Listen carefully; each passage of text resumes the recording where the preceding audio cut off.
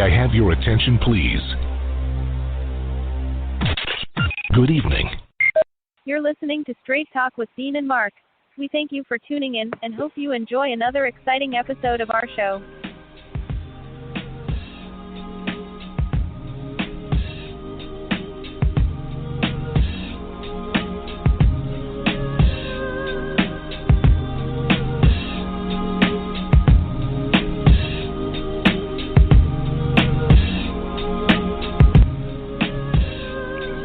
Ladies and gentlemen, welcome to another episode of Straight Talk with Dean and Mark. It's Six-Man Dean Geronimo, and as always, from NJ to NC, I'm in the studio with my right-hand man, Mark Lee. So, Mark, tell me what's good in your neck of the woods, my brother. Hey, man, we're in a new day and age. That's all I can say. You know, we're dealing with all kinds of stuff. I know y'all are dealing with it up there. Everybody seems to be dealing with it in different ways. On Sunday, actually, I think I got the email on Friday or the call from my boss that we were not having church service on either church that meets at the Haytime on this Sunday, or it looks like this coming Sunday, and it sounds like they might be going for a couple of weeks without church services as the number keeps going down as to how many people are allowed to be hanging out with each other. You know, at one time I think we heard a number of 200, then we were told 100, then it was 50, and now it seems like earlier today, the number has gone down to 10. And we took one of the worst stock market crashes since 1987. I was 25 years old, or depending on when in 87, I might have been 24. So, like I said, things are definitely in a new era. I know that they're in a new era where you are. I mean, New York is supposed to be the city that never sleeps. And last time I checked, it's kind of hard to not sleep if you got restaurants closing, and y'all got restaurants closing and other things happening up there that I'm sure people never thought they would see the day where New York restaurants, LA restaurants, and restaurants from around the country were shutting down because the government told them that things were getting a little bit on the rough side. So this is definitely a new day and a new era, and we're just going to see how the population plays out with it and what happens with it in the world. We did have the political debates. I did check that out yesterday, and it's been interesting watching how folks are dealing with it in different ways. Some friends of mine did a dance concert. They went ahead and did that concert over the weekend. I did not make it, but I understand that they streamed it. I had several friends, including some that have been on our show, like Reese Palmer and can't remember if we had Phil Cook or not. I know I've invited them a couple of times, but definitely some of the elite musicians. They did it at North Star, which of course is a center that Pierce Freelon and his mom Nina kind of put together along with some of their other friends to kind of like be a living legacy when Phil was living. And of course, he has passed on, but that center, the North Star Church of the Arts, still goes on, and they were doing this thing called got country in the title. I think it was Country Songbook or something like that, or it might have been, I'll have to look it up, the exact title to get it and put it on the website. But they had several musicians, including some amazing musicians, that did a concert. I mean, the bassist, Sinclair Palmer, was wearing gloves. They were sanitizing the concert, and they streamed it live to folks that wanted to watch it. So I was watching it from the comfort of my home, and they definitely had a lot of folks out there doing this concert that is trying to highlight some of the roots music and things of that nature. So there are some artists that I have invited to be on the show in the past, and some artists that have been on the show. So definitely saw some names of folks that I recognize as being friends of mine. So that was interesting. Saw that. Like I said, watched the debate.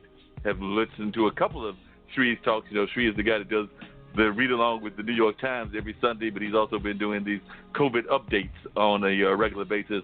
So I think I've joined either 2 or 3 of those. So definitely, like I said, it's an interesting time that we are living in right now. How are you holding up there in the New Jersey area and in the prison system? Because I know some folks of mine or friends of mine have been wondering how the prisons were going to even deal with this. Because, I mean, you talk about a confined area with just a few people and management and a whole lot of folks in there. So I know that there have been at least a couple of cases in some prison systems, I believe, up north. But just wondering how y'all are coping with it yourself.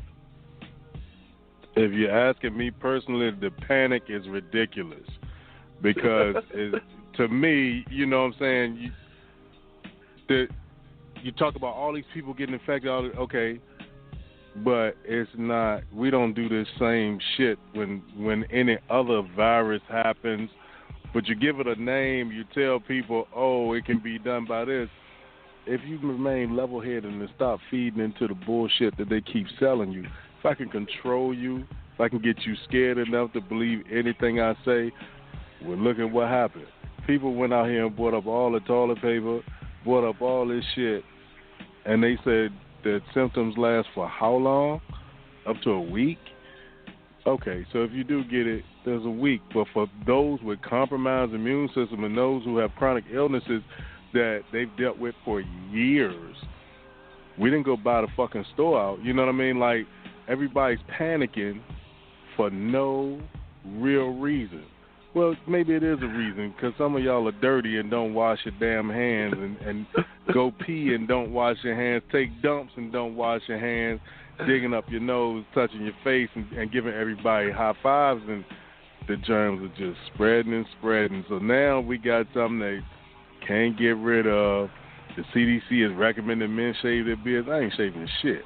You know what I mean? Like, this is ridiculous, man. It's ridiculous. After a while, they're going to say, put a pair of scissors to the inside of your leg and stab hard, and somebody's going to end up doing it and clip their femoral artery and die out. And then there's going to be another, I don't feed into the madness. Like, yeah, people are getting sick. People get sick every day, man. Like, this is not, I still haven't seen the dead bodies like when y'all had the Ebola people lined up and these people have died. So it's a situation we have to deal with. In the prison system, hey, man, we limiting stuff like visitation. You're not going to bring your sick ass up in here and cough and then get everybody infected in a confined space because it spreads fast. So stuff like visits and programs will be shut down momentarily until the BS passes. And then once it passes, we go back to normal, just like the rest of the world if they haven't committed suicide out of fear, But it's another thing we have to deal with. And people are acting like, oh, woe is me, we're going to all die. It's the Chicken Little syndrome. You know what I mean? You got all these things like putting out memos about COVID-19, Eventbrite. Everybody does their joint online. Like, what are you talking about? Yeah. Yep. Like, you got to calm down. It has definitely been crazy. I mean, it's definitely impacting the economy and everything else. Like you said, people are going out and buying all kinds of things, buying toilet paper, buying foods, buying perishable foods. I heard about somebody that bought one of the hand sanitizer brands, and then I think before they busted him, he turned around and resold it on, let's say it was Amazon. So, he was trying to figure out a way to make his hustle. I've got friends that do DoorDash and stuff like that. So, when people say don't come to the restaurant, they're getting a lot more orders. So it is definitely impacting folks. Like I said, restaurants, I really feel sorry for the restaurant workers. I mean, they're going to have some sort of financial bailout for these folks because, like I said, if you shut down the business, they ain't not getting paid, and a lot of them don't have benefits in the first place, or they got very small benefits. So you got to come up with some kind of package to help these folks if you're talking about shutting down these restaurants the way they are for a number of weeks. I mean, I think the president came on today and was talking like this could last till July or August. Of course, we all know that he lies on a regular basis, so it could be part of what you said. He said he took the test. They were like, so what's the test? And he started stuttering. He's full of shit, man. Like, maybe he has all the toilet paper. You know what I mean? I just don't understand how you're going to stutter. And if you did take the test, why can't you tell anybody what the test was? Because you didn't take it, and you're telling a lie. You're out there sweating. Your orange skin has turned red. You look like you're about to explode at any second, but you say, hey, I'm negative. No, your brain is negative, but your ass is positive. Say positive as you can be, and his brain's over there being negative. And I don't know. I'm not going to lie, I was quite shocked when they talked about the sports and, every time you turn around, something else was being either suspended like the NBA and the NHL, or just being out and out canceled. I mean, I have regularly, almost like done it on a regular basis, done a bracket. Well, unless they do something weird, like try to hold a tournament like they did with the NIT before the fall and then do the rest of the tournament in the spring of 2021, which I've heard that theory exploded out that they may do that. But unless they do that, or unless they let some of these seniors that did not get a chance to have a that shining moment that they talk about in sports, unless they give them a fifth year, which they've also talked about. But, I mean, I was just shocked. Every time you turn around, there's another event that is being, canceled and or postponed. Like I said, I know that right now NBA is suspended, NHL is suspended. The Boston Marathon was put off, I believe they said, until either August or September. I don't remember which of those months, but they definitely put it off and everything. They put off a couple of other events, and then, like I said, some have just been out and out canceled. But, right about now, everybody and their mother would be filling out a bracket as to who they thought was going to be winning the tournament, but that's not happening on 2020. You know what? Oh, boy. Just like they got a curfew up here in New Jersey, right? They urge people to stay in the house from 8 p.m. to 5 in the morning. So at 5:01 a.m. to 7:59 p.m., if I got it, I can go pass this joint around to whoever and however, and then go back and curfew in. It doesn't make sense. Like, none of this stuff makes sense, man. Well, that's actually, I was listening, and I'm hoping she's going to call us around 8 o'clock, but I was listening to Lipi Roy on Shree's show, and that's one of the things that she brought up was that it's one thing to get a message from the federal level, but then the message that they're passing on to the state level is giving mixed messages. So you got one state that is telling everybody to go outside and to enjoy the outside, and then you got another state that's telling everybody, stay in your house, work remotely, don't even bother to do exercise on the outside, just kind of like hunker down in the inside of your house. And that's coming from two different states, two different ways, because they interpreted the message from the feds a different way. So like I said, you're right, we're getting confused messaging even on the state level, on the regional level, on all kinds of levels. So you're right, it's just confusing people left and right. So it'll be interesting to see how that plays out.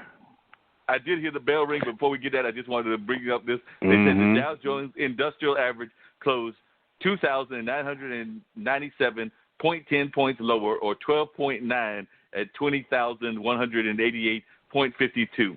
The 30-stock Dow was briefly down more than 3,000 points in the final minute of trading. The S&P 500 dropped 12% to 2,386.13, hitting its lowest level since December 2018. While the NASDAQ Composite closed 12.3 lower at 6,904.59 in its worst day ever. So they're saying that was the worst day ever and everything. So like I said, this people going out doing stuff on the market is definitely impacting things. It says the markets are getting no break with yesterday's historic Fed actions and COVID-19 dominating the world's headline, Frank Caporera, Executive Director of Instinet, said in a note. While the news continues to worsen, and with the price action doing things we've only seen a handful of other times in the last century, he said it's nearly impossible to keep things in perspective. Says we can change the facts, and we can't argue the facts, and we're dealing with a much bigger issue than just the economy. So it looks like they're definitely saying that, as long as we get in these kind of people saying this and that it's going to continue to tank. So it says he also told the U.S. may be heading into a recession. No kidding. The market didn't hear what I wanted to hear. I don't think that they wanted to hear that this was going on, that this was going to last until July and August, and now the market does the math. If it lasts until July and August, that means we maybe have a contradiction in the second quarter and the third quarter, and that means recession. That's what a BNY Mellon strategist said earlier today as well. So like I said, it definitely looks like the economists are trying to brace us for dealing with some kind of craziness in terms of what the market is going to do, no matter what the germs do. I'm at the point now, man. As long as I can pay my bills, all that other stuff, I don't care about it. We've been in a recession before. We overspend on things that have no relevance to us as a people. We help every other country except our own, and then we cry because we don't have any money. Well, it's our own doggone fault. So, when it comes to that, and they say, like, we're in a recession, I'm like, so? Stop spending money. That's like telling a dope fiend you give him $10 and you're like, here, here's some money to go get something to eat, and then he's going to go get high with it. So when we get money, we give it to other countries, and we talk about it's in the interest of diplomacy.